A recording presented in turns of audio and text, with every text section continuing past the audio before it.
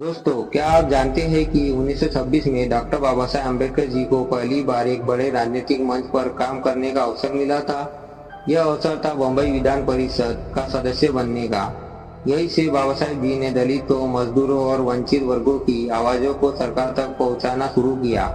1926 का ऐतिहासिक नामांकन। साल 1926 के इतिहास में एक महत्वपूर्ण वर्ष था।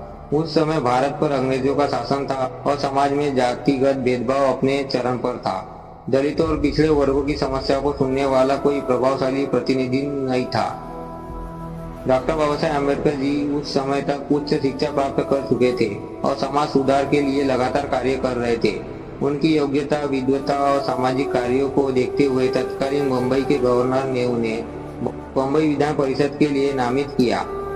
ये केवल एक राजनीतिक नियुक्ति नहीं थी, बल्कि उन लाखों लोगों की आवाज को मान्यता थी जिन्हें सदियों से समाज में बराबरी का अधिकार नहीं मिला था। विधान परिषद में बाबा साहेब जी की भूमिका।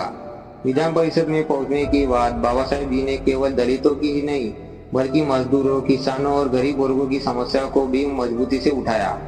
उन्होंने शिक्षा को सबसे महत्वपूर्ण मुद्दा माना।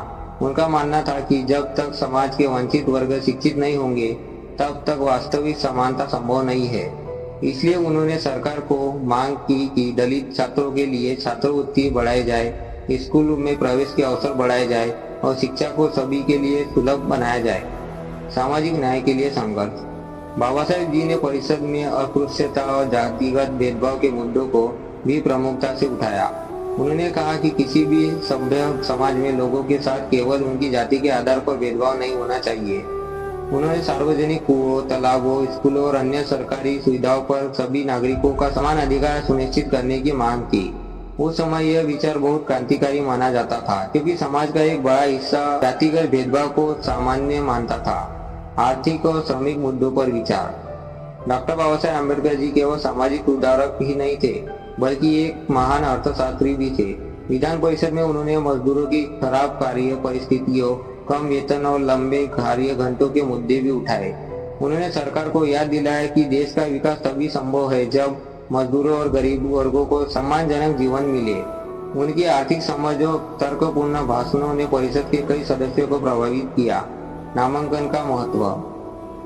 1926 का यह नामांकन बाबा साहेब जी के राजनीतिक जीवन का एक महत्वपूर्ण मोड़ था।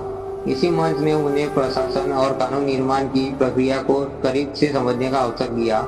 आगे चलकर यही अनुभव भारत के संविधान निर्माण में भी उनके लिए बेहद उपयोगी साबित हुआ।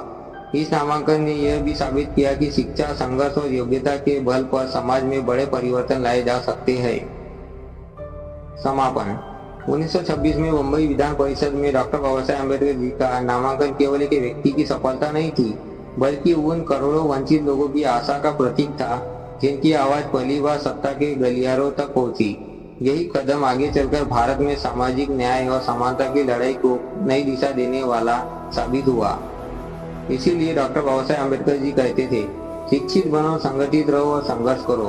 बाबा साहेब जी का यह संदेश आज भी उतना ही प्रासंगिक है जितना 1926 में था।